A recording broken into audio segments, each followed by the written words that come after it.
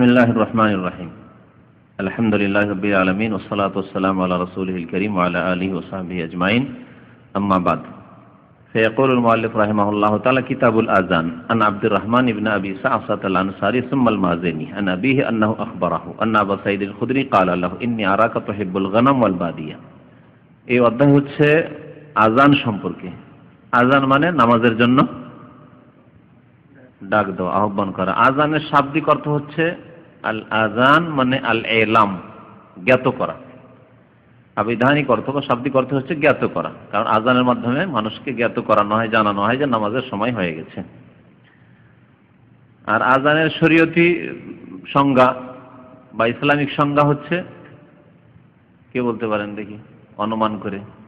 যে তাহলে আযানের সংজ্ঞা কি? একজন অমুসলিম জিজ্ঞাসা করছে আযান কাকে বলে, কিভাবে ব্যক্ত করবেন? হ্যাঁ, ঠিক আছে। হুয়ান নিদাউ বিসসালাতে বিআলফাজিন মাখসুসা ফি আওকাতিন মাখসুসা। হুয়ান নিদাউ বিসসালাতে, নামাজের জন্য আহ্বান করা, বিআলফাজিন মাখসুসা, বিশেষ বিশেষ শব্দাবলীর মাধ্যমে এবং বিশেষ বিশেষ সময়। যখন তখন নাই আযান দেওয়া নাই, বিশেষ সময়, যেই সময়গুলিতে আল্লাহ পাক আযান দিতে বলেছেন, মানে নামাজের আউয়াল ওয়াক্তে। এই হচ্ছে আযানের সংজ্ঞা। আব্দুর রহমান ইবনে আবি সাআসা আল আনসারী রাদিয়াল্লাহু তাআলা আনহু বর্ণনা করেছেন সুম্মাল মাজেনি, মাজেনি বংশের লোক, আনসারীও এবং মাজেনি বংশ।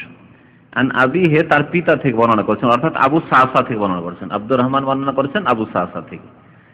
আখবরাহু, তাকে জানিয়েছেন যে আন্না আবু সাঈদ আল খুদরি ক্বালা লাহু, আবু সাঈদ খুদরি রাদিয়াল্লাহু তাআলা আনহু প্রসিদ্ধ সাহাবী, তিনি তাকে বললেন একদিন কি ইন্নী আরাকা তুহিব্বুল গানাম ওয়াল বাদিয়া, আমি তোমাকে দেখছি যে তুমি ছাগল ভালোবাসো এবং বেদুইন অঞ্চল ভালোবাসো। বাদিয়া মানে গ্রাম অঞ্চল, পল্লী অঞ্চল। কিছু লোক আছে গ্রাম অঞ্চলে বসবাস ভালোবাসে, আর কিছু লোকেরা যারা শহরে থাকতে অভ্যস্ত হয়ে গেছে শহর ভালোবাসে। প্রত্যেক জায়গায় কিছু না কিছু ফায়দা রয়েছে। গ্রাম অঞ্চলে কিছু ফায়দা রয়েছে যা শহরের লোকেরা পায় না। শহর অঞ্চলে শহরের সুযোগ সুবিধা রয়েছে যেগুলো হয়তো গ্রামের লোক পায় না, কিন্তু গ্রামে যে মুক্ত আবহাওয়া, ভালো পরিবেশ এবং খোলামেলা জায়গা, তারপর ঠান্ডা, হইচই নেই, এই যে গুলি রয়েছে, এগুলিতে যারা অভ্যস্ত তারা শহরে এসে চেঁচামেচিতে থাকতে অশান্তি ফিল করবে। তো তিনি কি পছন্দ করতেন? ছাগল পছন্দ করতেন এবং গ্রাম অঞ্চল পছন্দ, পল্লী অঞ্চল পছন্দ করতেন। আর ছাগল নিয়ে ওই বাদিয়া, বেদুইন, মরুভূমিতে, পল্লী অঞ্চলে, বিশেষ করে আরব দেশে বাদিয়া আর আমাদের দেশের গ্রামে পার্থক্য আছে। আমাদের দেশের গ্রামেও 100-200 ঘর বাস করে, তাই না? আর গ্রামের পাশে 1 কিলোমিটারও যায় না আবার গ্রাম। এক গ্রাম শেষ হলো আর এক গ্রাম শুরু হইলো। গ্রাম এই গ্রাম, ওগুলো গ্রাম শহরের মতো। তারপরে মেলা দোকানপাট আছে, অনেক কিছুই পাওয়া যায়, ঠিক না? কয়েক ডাক্তারও আছে। আর বাদিয়া বলা হয় এমন মরুভূমি এলাকা যেসব এলাকায় পানি যখন আছে, ঘাস আছে, তখন ছাগল নিয়ে বেদুইনরা আছে, যাযাবররা আছে, খেমা টেমা বানিয়ে আছে। আজকাল একটু উন্নতি হয়ে তবুও খেমা বানিয়ে, মানে তাঁবুতে অনেকে আছে। কেউ কেউ করেছে কি একটু ঘরটার করেছে, পানি টানি যতদিন আছে, ঘাস পাতা আছে, এলাকাতে আছে। যখন দেখলো যে না, ঘাস শুকিয়ে গেল, এলাকার পানি নেই, তাহলে বকরি ছাগল নিয়ে এখানে তো থাকা যাবে না, চল খুঁজ কোন এলাকায় পানি আছে, কোন এলাকায় ঘাস আছে, ওই এলাকায় বকরি ছাগল নিয়ে, উট নিয়ে চললো। এদেরকে বলা হয় বেদুইন, এদেরকে যাযাবর বলা হয়। আর ওই সব এলাকাকে বলা হয় বাদিয়া। তাহলে বাদিয়া আর কারিয়া, গ্রামে পার্থক্য আছে খানিকটা। আমার দেশে বাদিয়া নেই, যাযাবর, বেদুইন নেই। ভারতের রাজস্থানে শুনেছি যা আছে, কারণ মরুভূমি এলাকা। তো ছাগল নিয়ে মাঠে, একেবারে মরুভূমিতে তুমি থাকা পছন্দ করো। ফাইদা কুনতা ফি গানামিকা, সুতরাং তুমি যখন তোমার ছাগল নিয়ে থাকবে, আও ফি বাদিয়াতিকা, তোমার পল্লী গ্রামে থাকবে, মরুভূমিতে থাকবে, ফাআযানতা বিসসালাহ, সেখানে নামাজের আযান দেবে। ছাগল নিয়ে আছে মানে একা, একজন বা দুইজন আছে, 2-4 জনের বেশি নাই, হয়তো একাও থাকতে পারে।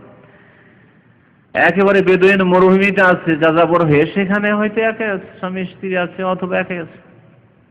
আযানতা বিসসালাহ, সেখানে আযান দেবে। তাহলে আযান দেওয়ার উদ্দেশ্য শুধু লোক জমা করা নয়, সময় সম্পর্কে জানিয়ে দাও। মানুষ সেখানে আসার সম্ভাবনা থাক আর না থাক, মানুষ আসার সম্ভাবনা থাক আর না থাক, উভয় ক্ষেত্রে আযান রয়েছে। আসার সম্ভাবনা থাকলে তো আযান দিতেই হবে, কিন্তু নাও যদি থাকে সম্ভাবনা, কেউ নেই, আমি দেখছি 2-4 কিলোমিটার যতদূর নজর আসছে চারিদিকে কোনো লোকজন নেই মরুভূমিতে, তবুও আজান দেওয়া, একাই রয়েছেন তবুও আজান দেওয়া হচ্ছে সুন্নত।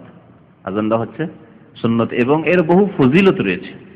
শয়তান বিতাড়িত হবে, শয়তান পালাবে, শয়তানের বদ আসর দূর হবে এবং এলাকার হাদিসে যা আছে যত কিছু আছে গাছপালা পাথর ইত্যাদি সৃষ্টি সব কিয়ামতের দিন সাক্ষী দেবে যে আল্লাহ তোমার নামাজের জন্য অমুক বান্দা ডাক দিয়েছিল এখানে। তাহলে ফায়দা রয়েছে, পার্থিব ফায়দা রয়েছে যে শয়তান জিন শয়তানের কুপ্রভাব থেকে হেফাজতে থাকবে আজান দিলে। মরুভূমিতে একাই রয়েছেন, কোথাও যাচ্ছেন আপনি, মক্কা মদিনা সফরে যাচ্ছেন, মরুভূমিতে পেট্রোল পাম্প নেই, কিছু নেই, রাস্তায় কোনো জায়গায় নামাজ শুরু করলেন মরুভূমিতে, সেখানে আজান দেন আপনি, একজন দুজন যা আছেন আজান দেন। এমনকি একা থাকলেও আজান, এখানে একার কথা, তুমি যখন থাকবে এক বছর দিয়ে বলা হয়েছে। আর যেখানে লোকজন আসার সম্ভাবনা আছে, বিশেষ করে জনবস্তি আছে, সেখানে আজান দেওয়া ফরজ, ফরজে কিফায়া। ফরজ মানে ফরজে কিফায়া, মানে গ্রামের কোনো একজন যদি আজান দেয় তাহলে সবাই মাফ পেয়ে যাবে। আর যদি গোটা গ্রামে আজান হইল না, গ্রামের লোকজন মুসলিম আছে আর আজানই হইল না, জোহরের আজান হইল না, আসর আজান, গোটা গ্রাম গুনাহগার হবে। এর মানে হচ্ছে ফরজে কিফায়া। যেমন গ্রামে একজন লোক মারা গেছে, জানাজা যদি পড়ার জন্য গ্রামের 200 জন আছে, 50 জন যায়, তাহলে সবার মাফ হয়ে যাবে, সবার পক্ষ থেকে হয়ে গেল কাজ, ফরজে কিফায়া। আর যদি কেউ না যায়, লাশ পড়ে আছে, কেউ নামাজ পড়ার জন্য, জানাজাই যাচ্ছেন না, দাফন করার জন্য যাচ্ছেন না, তাহলে গোটা গ্রাম গুনাহগার হবে, একে ফরজে কিফায়া বলা হয়। তো আজান যেখানে জনবস্তি রয়েছে, শহর হোক অথবা গ্রাম অঞ্চল আমাদের দেশের হোক, ফরজে কিফায়া। আর যেখানে একাই থাকবেন, একজন দুজন আছেন, সফরে হোক অথবা মরুভূমিতে হোক, ছাগল নিয়ে ছাগল চড়াচ্ছেন বা অন্য কোনো কাজ করছে, মরুভূমিতে যারা ফার্মে মাজরায় কাজ করছে, ওখানে একা থাকলেও আজান দেওয়া হচ্ছে সুন্নত এবং তার বহু ফায়দা রয়েছে।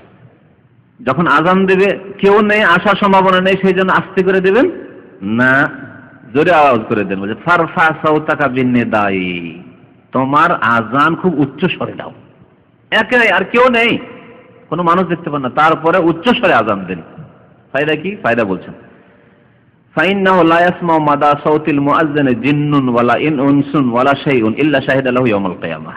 কারণ যদি মুআজ্জিনের আওয়াজ কোনো কিছু শুনে, সে জিন হোক বা মানুষ হোক, ইনসুন মানুষ হোক, ওয়ালা শাইউন অথবা অন্য কোনো জীব হোক, গরু ছাগল শুনলো, উটে শুনলো, কুকুরে শুনলো, বিড়ালে শুনলো, শ্রীগালে শুনলো ইত্যাদি, ওয়ালা শাইউন যে কোনো জিনিস শুনুক না, হাজার হাজারও হইতে পারে, ইল্লা শাহিদা লাহু ইয়াউমাল কিয়ামাহ, কিয়ামতের দিনে তার পক্ষে সাক্ষী দেবে যে আল্লাহ তোমার বান্দা মরুভূমিতে আজান দিয়েছিল, মাজরাতে ফার্মে আজান দিয়েছিল, চাষের জমিতে আজান দিয়েছিল, মাঠে আজান দিয়েছিল। কাল আবু সাঈদ খুদরি বলছেন যে এটা আমি নিজের পক্ষ থেকে বলছেন, সামিআতুহু মিন রাসূলিল্লাহ সাল্লাল্লাহু আলাইহি ওয়াসাল্লাম, আমি আল্লাহ রাসূল সাল্লাল্লাহু আলাইহি ওয়াসাল্লামকে এই হাদিসটি বলতে শুনেছি।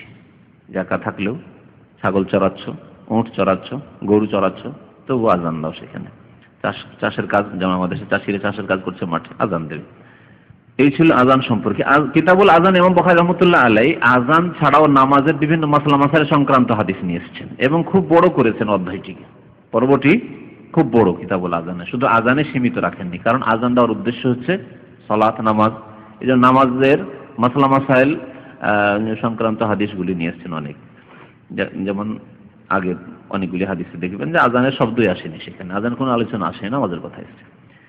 আন আবি হুরায়রা আন্না রাসূলুল্লাহ সাল্লাল্লাহু আলাইহি ওয়াসাল্লাম ক্বাল লাউ ইয়ালামুন নাসু মা ফিন নিদাই ওয়াস সাফিল আউয়াল, মানুষ যদি জানতো, আবু হুরায়রা রাদিয়াল্লাহু তাআলা আনহু বর্ণনা করেছেন যে রাসূলুল্লাহ সাল্লাল্লাহু আলাইহি ওয়াসাল্লাম ইরশাদ করেছেন, লাউ ইয়ালামুন নাসু মা ফিন নিদাই, মানুষ যদি জানতো যে আজানে কি নেকি আছে।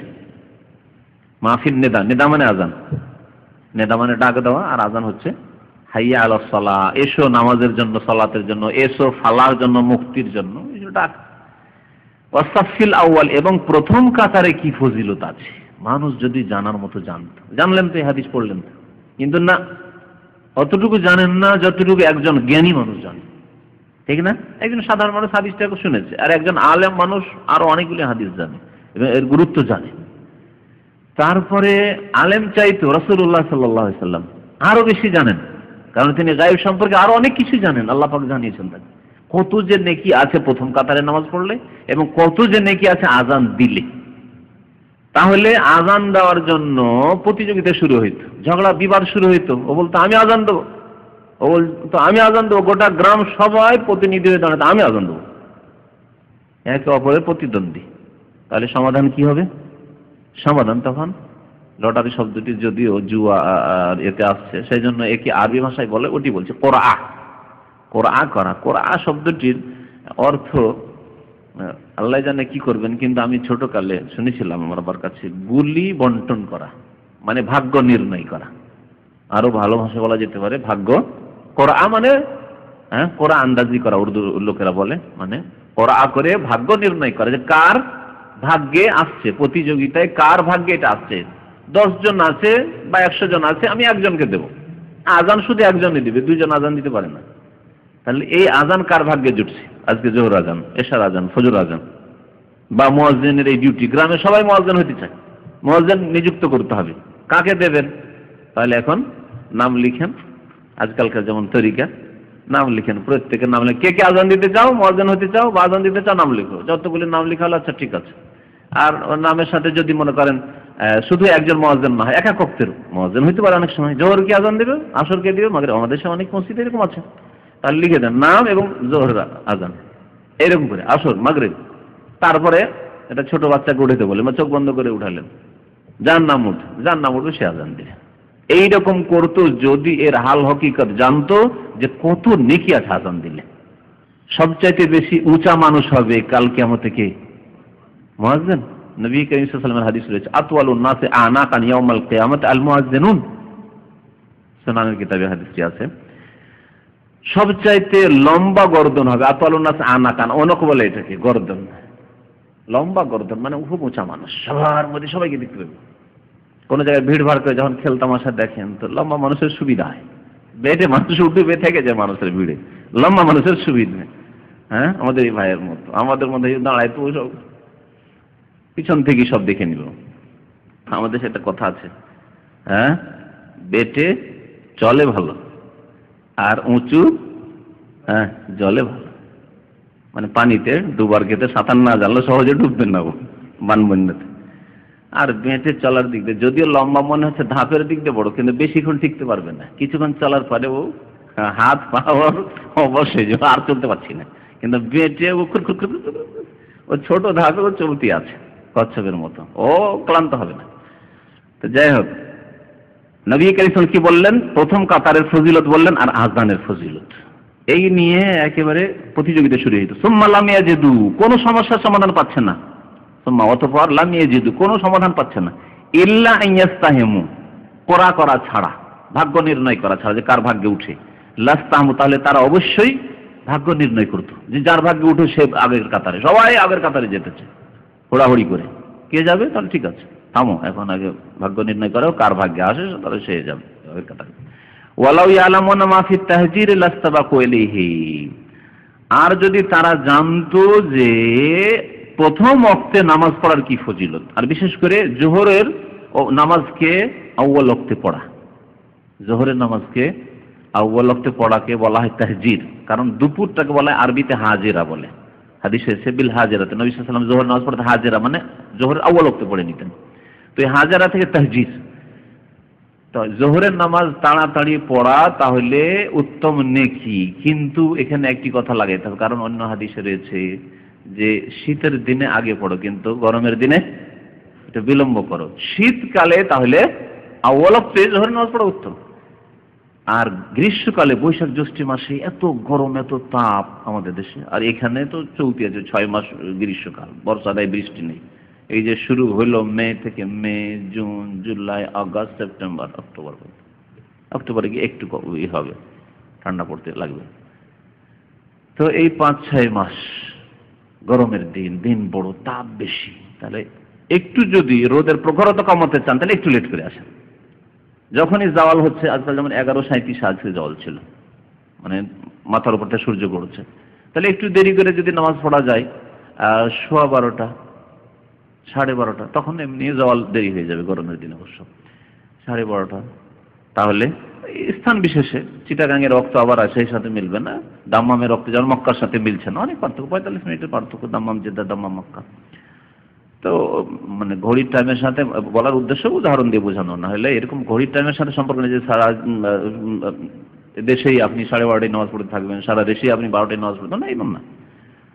তো গ্রীষ্মকালে তাহলে গরমের দিনে একটু দেরি করে নামাজ পড়া উত্তম জোহরের, আর শীতকালে আউয়াল ওয়াক্তে 11:37 আজান, সাথে সাথে দিয়ে 10-15 মিনিট যা অপেক্ষা করা হয় 15 মিনিট পরে নামাজ শুরু করে। তো এখানে তাড়াতাড়ি নামাজ পড়ার কথা বলা হয়েছে। মানুষ যদি জানতো যে মাহফিল তাহজির তাড়াতাড়ি নামাজ পড়ায় কি ফজিলত রয়েছে, মানে আউয়াল ওয়াক্তে নামাজ পড়লে কি ফজিলত রয়েছে, লাস্তাবাকু ইলাইহি, তার জন্য তারা কম্পিটিশন করতো, মুসাবাকা করতো। লাস্তাবাকু মানে হচ্ছে প্রতিযোগিতা করা, ওয়ালাউ ইয়ালামুনা, দৌড়াদৌড়ি করে ছোটাছুটি, যে আগেই যাবো, তাড়াতাড়ি গিয়ে নামাজ পড়ো। ওয়ালাউ ইয়ালামুনা মাহফিল আতামা ওয়াস সুবহি, আর যদি মানুষরা জানতো যে এশার নামাজে কি আছে আর ফজরের নামাজে কি আছে। আতামা মানে এশা, এটা হচ্ছে জাহিলি যুগের নাম, প্রাচীন নাম। আর শুভ মানে হচ্ছে ভোরের নামাজ, ফজর নামাজ। লা আতাউহুমা, এশার নামাজের ফজিলত এবং ফজর নামাজের ফজিলত যদি জানতো, এর গুণ, এর ফায়দা দুনিয়া এবং আখিরাতের, তাহলে এশা ফজরে অবশ্যই জামাতে আসতো, ঘরে নামাজ পড়তো না কেউ। যারা দুর্বল ইমানের লোক, অলস লোক, গাফিল লোক, এরা ঘরে নামাজ পড়তো না কোনোদিন। লা আতাউহুমা, অবশ্যই আসতো, এমনকি অক্ষম হইল, ওয়ালাউ হাবওয়ান, যদি হামাগুড়ি দিয়ে হয়, হাঁটতে পারে না, প্যারালাইসিস, পা চলে না, অক্ষম, হামাগুড়ি দিয়ে আসতো, হাতে আর পায়ে ভর দিয়ে আসতো। হাবওয়ান বলা হয় এইটিকে, বলছে যে হাবওয়ান মানে মাশিয়ান আলাল ইয়াদাইন ওয়ার রিজলাইন, দুই হাতে ভর দিয়ে এবং দুই পায়ে ভর দিয়ে চলা, মানে হাঁটুতে ভর দিয়ে। এটাকে বলে কি হামাগুড়ি। হ্যাঁ, ছোট বাচ্চা যেমন হামাগুড়ি দিয়ে, 6 মাসের ছেলে, 8 মাসের ছেলে হামাগুড়ি দিয়ে চলে, হামাগুড়ি দিয়ে আসতো যদি চলতে না পারতো। তাহলে এশা এবং ফজর নামাজের বহু ফজিলত রয়েছে, এই মর্মে অনেক হাদিস রয়েছে। কারো মনে আছে একটা হাদিস শোনাতে পারেন যে এশার নামাজ পড়লে কি পাবে আর ফজর পড়লে কি পাবে?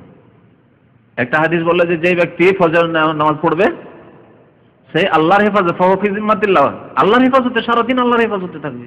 অত বড় ফজিলত আপনি, এটা চাই, প্রত্যেকে চাই যে আল্লাহ আমার হেফাজত করুক, দুর্ঘটনা না হয়, গাড়ির তলে পড়ে না মরি, হ্যাঁ, ঘরে চাপা পড়ে না মরি, ডুবে না মরি, আগুন না লাগে, কি চাই না? আল্লাহর হেফাজত থাকবে। দুনিয়ার নগদ নগদ ক্যাশও আছে আর আখিরাতেও আছে। আর এশার নামাজ কেউ যদি জামাতে পড়ে তাহলে অর্ধেক রাত তাহাজ্জুদ করার নেকি পেল। ফজর নামাজ যদি কেউ জামাতে পড়ে তাহলে সারা রাত তাহাজ্জুদ করার নেকি পেল। তাহলে তাহাজ্জুদ না পড়েও তাহাজ্জুদের নেকি পাবেন মাশাআল্লাহ, যদি আপনি এশার নামাজ জামাতে পড়ে আসেন। আবার ফজর নামাজ নিয়ত রাখেন যে আমি উঠবো, অ্যালার্ম লাগিয়ে রাখেন, ওঠার ব্যবস্থা রাখেন, বা সাথী বন্ধুকে বলে রাখেন ভাই উঠিয়ে দেবে বল করে আমাকে, ফজর নামাজে হাজির রাখেন, সারা রাত তাহাজ্জুদের নেকি পাচ্ছেন। হয়তো অথচ সারা দিন হয়তো তাহাজ্জুদ পড়তে পারেন না, কষ্ট করে হয়তো মেহনত করেন, কাজ করেন, পারেন না, বা অতদূর ইমান অতদূর পৌঁছেনি যে ওই জজবা পয়দা হবে। আল্লাহ পাক যেন আমাদের ওই জজবা পয়দা করেন, আমিন। এছাড়াও বহু ফজিলত রয়েছে। মান সাল্লাল বারদাইনে দাখালাল জান্নাহ, ওর মধ্যে একটি হচ্ছে, একটি আসর, একটি হচ্ছে ফজর। জি, জাহান্নামে কোনোদিন যাবে না। লাই ইয়ালিজালনা আহাদুন সাল্লা কাবলা তুলুই শামস কাবলা গুরুবিহা, আসর নামাজ এবং ফজর নামাজ যারা পড়বে কোনোদিন তারা জাহান্নামে যাবেন না। বেশ কিছু হাদিস রয়েছে। আন আবি কাতাদা قال بينما نحن نصلي مع النبي صلى الله عليه وسلم اذ سمع جلبة الرجال فلما صلى قال ما شأنكم قالوا استعجلنا الى الصلاة قال فلا تفعلوا اذا اتيتم الصلاة فعليك بالسكينة فما ادركتم فصلوا وما فاتكم فاتموا। আবু কাতাদা রাদিয়াল্লাহু তাআলা বর্ণনা করছেন যে আমরা রাসূলুল্লাহ সাল্লাল্লাহু আলাইহি ওয়াসাল্লামের সাথে নামাজ পড়ছিলাম। নুসাল্লি মা রাসূলিল্লাহ সাল্লাল্লাহু আলাইহি ওয়াসাল্লাম, আমরা রাসূলুল্লাহ সাল্লাল্লাহু আলাইহি ওয়াসাল্লামের সাথে নামাজ আদায় করছিলাম। ইজ সামিয়া জালাবাতার রিজাল, হঠাৎ করে কিছু পুরুষ লোকদের হইচয়ের বা দৌড়ের আওয়াজ শুনলেন। জালাবা বলা হয় আসওয়াতুর রিজাল বিসারা হারাকাতহিম, দৌড় দেওয়ার জন্য নড়াচড়া হয়তো ধপ ধপ ধপ ধপ করে আসছে মসজিদে। আজকাল দেখা যায় এখানে কিছু লোককে, বিশেষ করে রুকুতে চলে গেছে তখন দেই দৌড়ায় করে, সুন্নতের খেলাফে এরকম দৌড় দিয়ে নামাজে আসা ঠিক নাই, নিষেধ করেছেন নবী সাল্লাল্লাহু আলাইহি ওয়াসাল্লাম। দেখেন হাদিস এখানেও আছে এরকম। জালাবাতার রেজাল মানে শত হারাকাতের রেজাল, পুরুষদের নড়াচড়া বা ছুটে যাওয়ার আওয়াজ। ফালাম্মা সাল্লাহ, যখন নবী সাল্লাল্লাহু আলাইহি ওয়াসাল্লাম সালাত কমপ্লিট করলেন, সম্পূর্ণ করে নামাজ শেষ করলেন, কালা বললেন মা শানুকুম, মানে তোমাদের কি হয়েছে? মা শানুকুম মানে মা হালুকুম, কি ব্যাপার তোমাদের? কালু, লোকেরা বল ইস্তাজালনা ইলা সালাহ, হে আল্লাহ রাসূল আমরা নামাজের জন্য জলদি আসছিলাম, তাড়াহুড়া করছিলাম, যে তাড়াহুড়া করে যাই, নামাজের রেকাবটা ধরি যাতে রেকাবটা না ছুটে যায়, এরকম করছিলাম। এই স্বভাবটি, সুন্নতের খেলাফ স্বভাবটি এখানে খুব বেশি আছে। এমন দৌড় দেওয়া শুরু করে যে হুঁশ থাকে না, যে স্যান্ডেল জুতা কোথায় গেল, কাকে ধাক্কা লাগলো, কি হইলো না হইলো, হুঁশই থাকে না, বেহুশ হয়ে নামাজ পড়তে যায়। জায়েজ না এরকম করা। আমরা তাড়াহুড়ো নামাজ পড়তে আসছিলাম, কালা ফালা তাফালু, খবরদার এরকম করবে না, দৌড়িয়ে আসবে না মসজিদে। এজা আতাইতুম ইলা সালাহ, এজা আতাইতুমুস সালাতা ফাআলাইকা বিসাকিনা, আপনাদের আলাইকা আছেন আলাইকুম, আলাইকুম হওয়া উচিত, আসলে এখানে ভুল আছে, কারণ আতাইতুম জমা বহুবচন, তাহলে ফাআলাইকুম বলতে হবে। তোমরা যখন নামাজে আসবে, সালাতে আসবে, ফাআলাইকুম বিসাকিনা, তোমরা শান্ত শিষ্টভাবে আসো। সাকিনা মানে শান্ত, প্রশান্তির সাথে আসো তোমরা। ফামা আদরাকতুম ফাসাল্লু, তারপরে যা পেলে ইমামের সাথে তা ইমামের সাথে পড়ো। 3 রাকাত পেলে 3 রাকাত পড়ো, 2 রাকাত পেলে 2 রাকাতই পড়ো। ওমা ফাতাকুম, আর যা ছুটে গেল তোমাদের, 1 রাকাত 2 রাকাত ছুটে গেল, ফাতিম্মু, তা পুরা করে নাও। ফাতিম্মু, তা পুরা করে নাও। পুরা করা মানে কি? এটি হচ্ছে বুখারী শরীফের হাদিস। বুখারী শরীফে পুরা করতে বলা, ইতমাম করতে বলা হয়েছে। পুরা করা মানে এদিক থেকে একটা কিছু তৈরি করছেন, একটা ইট বসালেন আর একটা ইট বসালেন, তাহলে একটা ইট 2টা ইট তরতিব, পুরা করছেন আপনি। এদিকে 2টা ইটের জায়গা খালি আছে, কি করতে হবে? আরো 2টা ইট নিয়ে এসে দিয়ে পুরা করতে হবে। এটা হচ্ছে পুরা করা, বুঝা গেছে? আর যদি কাজা করা বলা হয়, কাজা করা আলাদা। কাজা করা মানে প্রথম দিকে গ্যাপ হয়ে গেছে, ওই যে এখানে গ্যাপ হয়ে গেছে, বুঝছেন? এখানে গ্যাপ হয়ে গেছে, তাহলে কি করতে হবে? গ্যাপ পূরণ করতে হবে। বুঝলেন আমার এই উদাহরণ দিয়ে, না বুঝেননি? এবার হচ্ছে কাজা করা। আমাদের দেশের লোকেরা এই ভুলটা করে, নামাজ যে 2 রাকাত 3 রাকাত বা 1 রাকাত ছুটে গেল, কেমন করে পড়বো, সূরা মেলাবো কিনা, পেরেশান, কারণ মাসলা বুঝে না। এই হাদিসেই মাসলা আছে।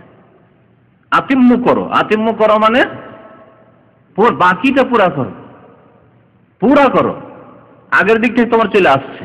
তার মানে ইমামের কোন রাকাত নামাজ ওটা দেখতে হবে না, আপনার প্রথম রাকাত আপনার প্রথম রাকাত, আপনার দ্বিতীয় রাকাত আপনার দ্বিতীয় রাকাত, বুঝতে পারছেন?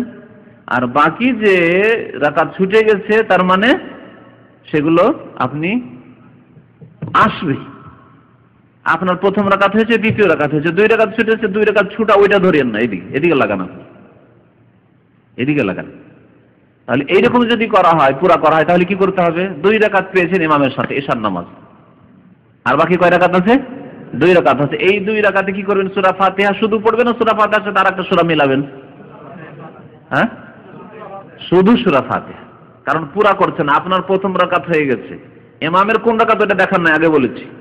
ইমামের 3য় রাকাত ওটা দেখি নাই, আপনার ইমামের 4র্থ রাকাত ওটা দেখি নাই।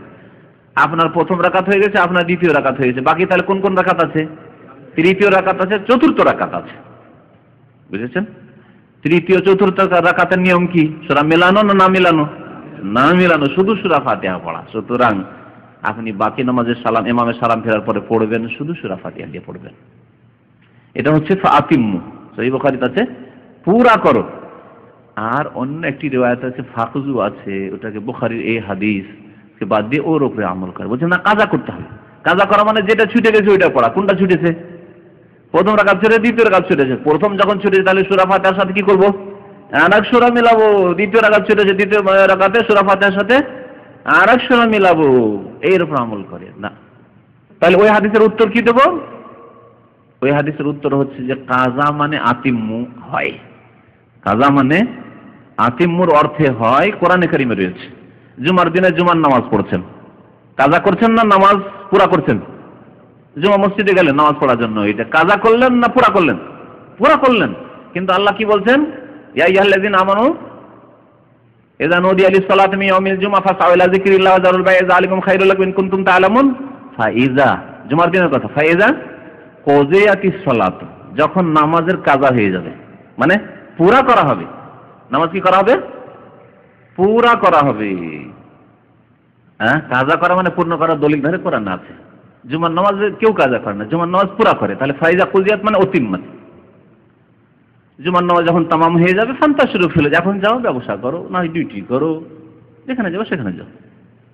এটি হচ্ছে সহিহ মাসলাহ, যে এই ক্ষেত্রে নামাজ কাজা করার, নামাজগুলি যেগুলি ছুটে গেল সেই ক্ষেত্রে সুন্নতি তরিকা। সুন্নতি তরিকা ওইটা নাই যে আগের নামাজগুলিকে এখন পুরা করছেন, বরং সুন্নতি তরিকা যে নামাজগুলি পেয়েছেন সেগুলি আপনার আগের নামাজ, পরের নামাজগুলি পুরা করেন। আন আবি কাতাদা, আবু কাতাদা রাদিয়াল্লাহু তাআলা আনহু আরেকটি হাদিস বর্ণনা করেছেন, কালা রাসূলুল্লাহ সাল্লাল্লাহু আলাইহি ওয়াসাল্লাম, আল্লাহ রাসূল সাল্লাল্লাহু আলাইহি ওয়াসাল্লাম বলেছেন, ইজা উকিমাতিস সালাতু, যখন নামাজের ইকামত হয়ে যাবে, মানে ইকামত দেওয়া হবে, শাব্দিক অর্থ উকিমাত মাজহুলের ছেলে, যখন নামাজের ইকামত দেওয়া হবে, ফালা তাকুমু, তোমরা দাঁড়াবে না, হাত্তা তারাউনি, যতক্ষণ পর্যন্ত আমাকে দেখে না নেবে, মানে ইমামকে না দেখে নেবে। তাহলে নবী করিম সাল্লাল্লাহু আলাইহি ওয়াসাল্লামের জামানায় আজকালকার জামানার মতো ইমাম গিয়ে বসে থাকতো না। আজকাল আমাদের দেশের মসজিদে ইমাম আগে থেকে গিয়ে বসে আছে, ইমামই হয়তো আযান দিচ্ছে, ইমাম আগে থেকে গিয়ে বসে আছে, তাহলে তো ইমামকে দেখতে পাচ্ছি ইমাম আছেই। কিন্তু সুন্নতি তরিকা নবী সাল্লাল্লাহু আলাইহি ওয়াসাল্লামের কি ছিল, যে নবী করিম সাল্লাল্লাহু আলাইহি ওয়াসাল্লাম সুন্নতগুলি গোপনে পড়তেন, হুজরায় পড়তেন, বিবিগণের ঘরে পড়তেন। আর একামত হচ্ছে, যখন একামতের আওয়াজ শুনতেন বেলাল রাদিয়াল্লাহু তাআলা আনহু, তখন তিনি বেরিয়ে আসতেন একামত শুনে। কখনো কখনো নবী সাল্লাল্লাহু আলাইহি ওয়াসাল্লামের প্রয়োজন থাকতে পারে, জরুরি প্রয়োজন, একটু দেরি হয়ে যেতে পারে, একামত হয়ে গেছে মানে দাঁড়িয়ে যাবেন আর হইচই, সব গোটা মসজিদ দাঁড়িয়ে আছে, মসজিদের লোকেরা দাঁড়িয়ে আছে, আর এদিকে ইমাম সাহেব আসেনি, দৃশ্য খারাপ লাগবে না? সেই জন্য নবী সাল্লাল্লাহু আলাইহি ওয়াসাল্লাম বলেছেন, যখন একামত শুনবে ফালা তাকুম, অতক্ষণ দাঁড়াবেন, হাত্তা তারাউনি, যতক্ষণ পর্যন্ত আমাকে দেখে না নেবে।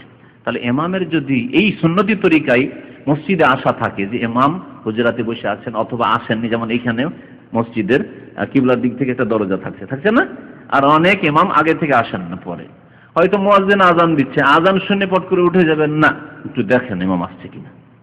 বিশেষ করে ইমাম যদি গুরুত্বপূর্ণ ব্যক্তি হন, ইমাম যদি গুরুত্বপূর্ণ ব্যক্তি হন, গুরুত্বপূর্ণ ব্যক্তি নবী করিম সাল্লাল্লাহু আলাইহি ওয়াসাল্লাম, এই উম্মতের তিনি মালিক ছিলেন, এই উম্মতের মালিক ছিলেন।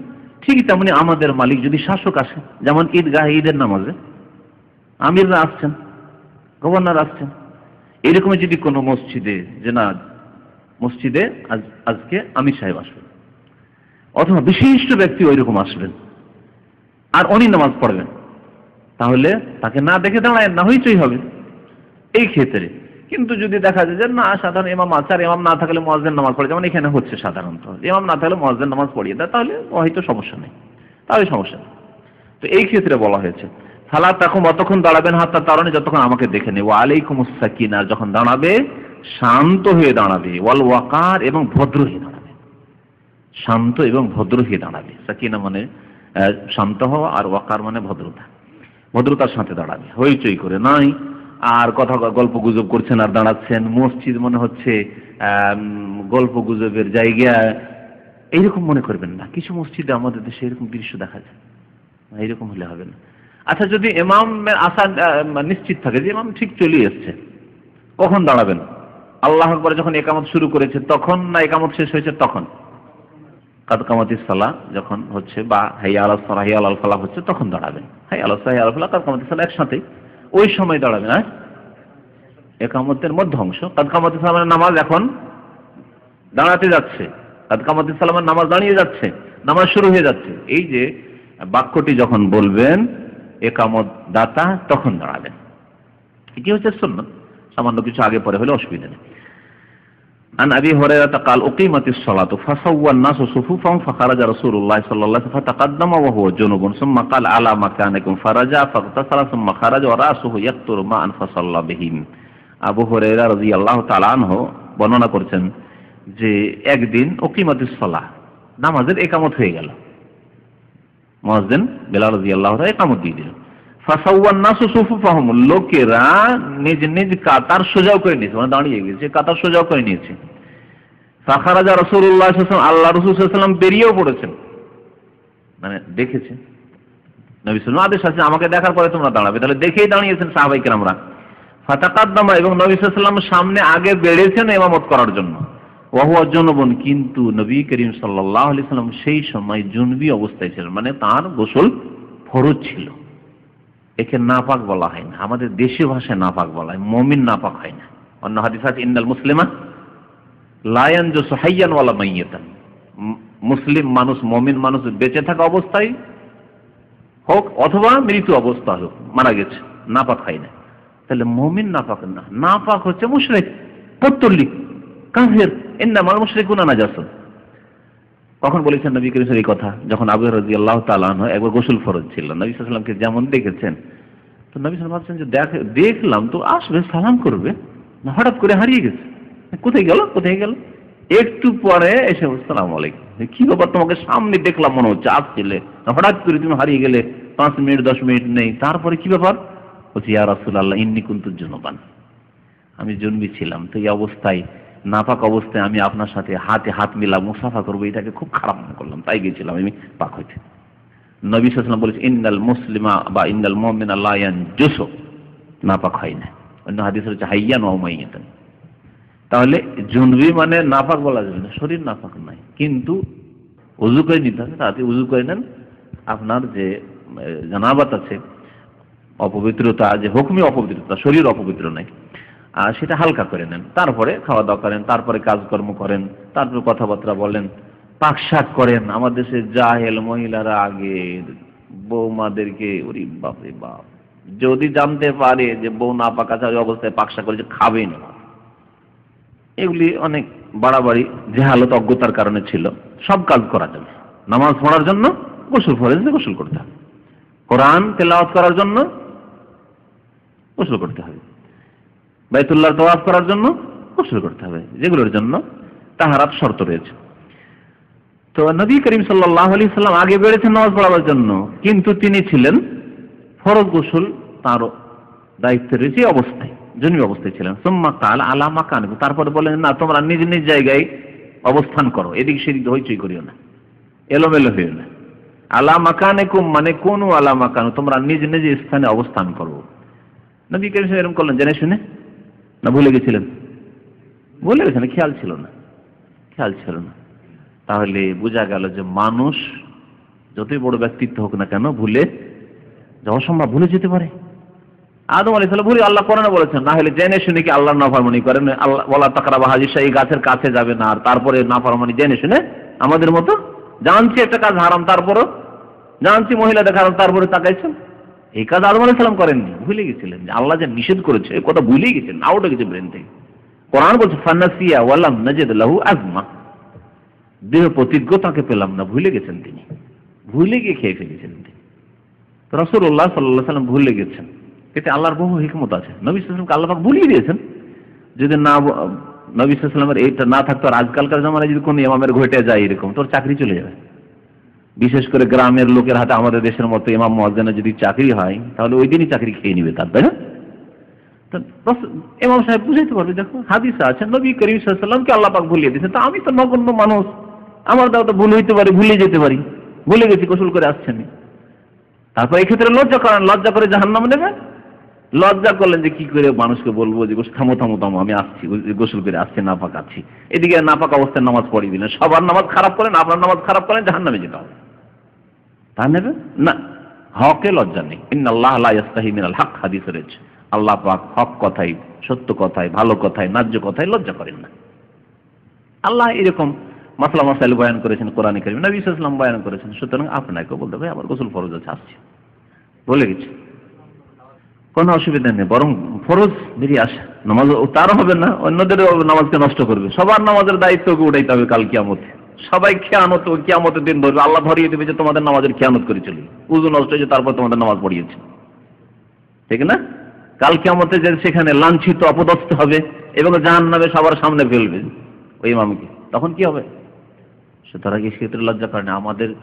আমাদের দেশে আমরা বাপ মায়ের সাথে একসাথে থাকি, নতুন বিবাহ শাদী করেছেন, আর বাপ হয়তো খুব দিনদার, নামাজ না পড়লে বাপকে রাজি করার জন্য নাপাক অবস্থায় নামাজ পড়িয়ে নেন, ঠান্ডাতে গোসল করতে পারেন না, অথবা কেমন করে গোসল করবো, টিউবওয়েল সামনে, বাপ মা দেখছে, গোসল করলেন না, আর বাপকে রাজি করার জন্য, মাকে রাজি করার জন্য নামাজ পড়িয়ে দিলেন, জাহান্নামে যেতে হবে। আর কালকে মতো ওই বাপ মায়ের সামনে লাঞ্ছিত হবে যে তোমার ছেলে না পাক হয়ে থেকেছে আর তোমার ভাই নামাজ পড়েছে, তখন কি হবে? আল্লাহ যেন মাফ করে। এরকম অনেক যুবকদের দুর্বলতা আছে, ইমানের কমজোরি আছে। নবী করিম সাল্লাল্লাহু আলাইহি ওয়াসাল্লাম ফিরে আসলেন, ফারাজা ফাগতাসালা, গোসল করলেন, সুম্মা খারাজা, বেরিয়ে আসলেন, ওয়া রাসুহু ইয়াকতুরু মাআন, তার মাথা থেকে পানি টপ টপ করে পড়ছে, পানির ফোঁটা পড়ছে। কাতরা মানে বিন্দু পড়া, পানির বিন্দু পড়তে আছে। ফাসাল্লা বিহিম, তাদেরকে নবী করিম সাল্লাল্লাহু আলাইহি ওয়াসাল্লাম কি করলেন? নামাজ পড়ালেন। ফাসাল্লা বিহিম মানে নামাজ পড়ালেন। তো রাসূলুল্লাহ সাল্লাল্লাহু আলাইহি ওয়াসাল্লামের এখানে নামাজের কথা বলা হইল, একামতের কথা এসেছে, একামতকেও আজান বলা হয়। সুতরাং এই একামত আজানের অন্তর্ভুক্ত। একামতে এক রকমের আজান, যারা মসজিদে আছে, মসজিদের আশেপাশে আছে, তারা জানতে বলে যে হ্যাঁ এখন একামত হয়ে গেছে, মানে এটা এক ধরনের আজান, এখন জরুরি হয়ে গেছে মসজিদে হাজির হওয়া এবং জামাতে দাঁড়ানো, কাতার সোজা করা। হ্যাঁ কি কথা ঠিক? মেলা মাসলা আসবে, এগুলোতে যদি সময় দেওয়া যায় এভাবে তো মালা মাসলা ইস্তেমাত হবে। প্রথম কথা, রাসূলুল্লাহ সাল্লাল্লাহু আলাইহি ওয়াসাল্লাম আমরা যে তয়লা দিয়ে বা গামছা দিয়ে গোসল করার পরে মাথা মুছি, গা মুছি, এটা সাধারণত করতেন না। উজুর পরে মুছি রাসূলুল্লাহ করতেন না। একবার হাদিস আছে, কোন সাহাবী এনে দিলেন, তলিয়া এনে দিলেন, তিনি ফারাদ্দাহু ফিরিয়ে দিলেন যে না দরকার নেই, করতেন না। তাহলে যদি কারো এরকম ঠান্ডা লাগা আর সর্দি কাশি হওয়ার ভয় না থাকে, সবল মানুষ থাকে, তাহলে এইরকম আমল করাই ভালো। ঝরতে দেন, ঝেড়ে ফেলে দেন, হয়ে গেল, ঝেড়ে ফেলে দেন। কিন্তু দুর্বল মানুষ, ক্ষীণ মানুষ, এইরকম যদি মাথায় পানি রেখে দিই আর গায়ে পানি উজুর রেখে দিই পৌষ মাঘ মাসে, তাহলে প্রতিদিন সর্দি আর কাশি, সর্দি কাশি ছাড়তে চাইবে না, তাহলে জায়েজ আছে, গামছা তৈলে ব্যবহার করা জায়েজ আছে। একটি মশলা, নবী সাল্লাল্লাহু আলাইহি ওয়াসাল্লামের টপটপ করে মাথা থেকে পানি পড়ছে, আর এই মশলা মাথা থেকে পানি পড়েছে, রাসুহু মাথা থেকে বলা হয়েছে, তাহলে নবী সাল্লাল্লাহু আলাইহি ওয়াসাল্লাম এইভাবে নিয়মিত পাগড়ি বেঁধে নামাজ পড়াতেন না। আমাদের দেশের মানুষরা মনে করে যে পাগড়ি বেঁধে নামাজ পড়তে হবে, তাহলে 70 গুণ, জাল হাদিস, এটা জাল কথা। আর যদি পাগড়ি না বাঁধে তো কমের পক্ষে টুপি হইতে হবে, টুপি যদি না থাকে তো মসজিদের এই তালের টুপি থাকতে হবে, ঠোঙাগুলি থাকতে হবে। আর যদি কেউ না দেয়, টুপি না থাকে, তো রুমালটাও থাকতে, রুমালটাকে বাঁধতে হবে এরকম করে, দেখেছেন নিশ্চয়ই এরকম করে, এই যে এই রুমাল বেঁধে থাকবে। আর যদি আপনি না দেন টুপি, বাই চান্স কেউ আশেপাশ থেকে উঠিয়ে আপনার মাথা চাপিয়ে দেবে, এইরকম বহু ঘটনা দেখেছি। হ্যাঁ, যাই হোক, আপনার মাথায় চাপিয়ে দিবে, যদি না থাকে তাহলে চাপিয়েছে। জি হ্যাঁ, হ্যাঁ, বড়দের মাথায়, ছোটদের নামাজ যাবে, যাক, বড়টা ঠিক হোক, মানে টুপি না থাকলে নামাজ হবে না। হাদিস আসলে স্পষ্ট, সুন্দর কথা। ওরা আসহু, জাযাকাল্লাহু খাইর, ওরা আসহু ইয়াকতুরু মান, মাথা থেকে পানি টপ টপ করে পড়ছে। নবী সাল্লাল্লাহু আলাইহি ওয়াসাল্লাম মাথায় যদি টুপি থাকতো, মাথা থেকে চুল থেকে পানি পড়ছে, কেমন করে বোঝা যাবে? ঢাকা থাকে, সেই জন্য দেখতে পেল, বাবুর চুল ছেলে এতটুকু দেখতে পেল বাস, আর বাকি টুপি দিয়ে ঢাকা। নবী সাল্লাল্লাহু আলাইহি ওয়াসাল্লাম শুধু টুপি রেখেছেন এরকম কোনো প্রমাণ নেই। যখন রেখেছেন পাগড়ি রেখেছেন, আর না হলে খালি মাথা থেকে ছিল। এটা হচ্ছে আসল। আল্লাহু আ'লাম। সাল্লাল্লাহু নবিয়ানা মুহাম্মদ ওয়া আলা আলিহি ওয়া সাহবিহি আজমাইন। এই খুব ভুল কথা এটি, দাড়ি টুপি, মানে দাড়িকে টুপির সামনে একেবারে হালকা করে দিল, আর টুপিকে তার গুরুত্ব বাড়ে এবারে দাড়ির পর্যায়ে পৌঁছে দিল। দাড়ি রাখা ওয়াজিব, ফরজ, দাড়ি যে রাখে না গুনাহগার। আর টুপি ওয়াজিব নয়, সুন্নত বলা যাবে না, বলা যেতে পারে যে ভালো, মুস্তাহাব, ভালো, যে পরিবেশে সেটা ভালো সাজ, ইসলামিক সাজ রাখেন, ভালো কথা, সবসময় রাখেন, শুধু নামাজেই কেন, সবসময় রাখেন। ওয়ালা বাদউইন লা তুকামু ফীহিমুস সালাতু ইল্লা কাদ ইস্তাহওয়াযা আলাইহিমুশ শাইতান। এমন কোন গ্রাম অথবা বেদুইন এলাকা যেখানে কিছু লোক বাস করে, যদি সেখানে আজান একামত না হয়, লা তুকামু ফীহিস সালাত, নামাজ কায়েম না হয়, মানে জামাত করে নামাজ না হয়, জামাত করে আজান দিয়ে নামাজ পড়া, তাহলে কাদ ইস্তাহওয়াযা আলাইহিমুশ শাইতান, তাদের উপর শয়তান ছেয়ে যায়। আজান হলে শয়তান পালায় ওই গ্রাম থেকে, শহর থেকে, এলাকা থেকে। আর যদি আজান না হয় তাহলে শয়তান গ্রাস করে না। ইস্তাহওয়াজ মানে গ্রাস করে নেওয়া, ইস্তাহওয়াজ মানে ছেয়ে যাওয়া, ছেয়ে নেওয়া। ইস্তাহওয়াজ আলাইহিমুশ শাইতানও সূরা মুজাদালাতে রয়েছে শব্দটি, ইল্লা কাদ ইস্তাহওয়াজ আলাইহিমুশ শাইতান। সুতরাং ওইভাবে একা নামাজ পড়া বা আজান না দিয়ে নামাজ পড়া এটি গুনাহর কাজ। মসজিদে আজান দিতে হবে, বিশেষ করে মসজিদে নয়, মাঠে ঘাটে, জমিতে, মাঠে আজান ওই ক্ষেত্রে ওয়াজিব নয়, কিন্তু মুস্তাহাব এই ক্ষেত্রে বা সুন্নাত। নবী সাল্লাল্লাহু আলাইহি ওয়াসাল্লাম উৎসাহিত করেছেন, আজান দিলে ফায়দা আছে, সুতরাং ওই ক্ষেত্রে হুকুম আলাদা। কিন্তু গ্রামে যেখানে 2-4 জন লোক আছে, আজান দিতে হবে। মসজিদ আছে, আজান দিতে হবে মসজিদে, যদিও পাশাপাশি মসজিদ হোক না কেন, আজান শোনা যাক না কেন।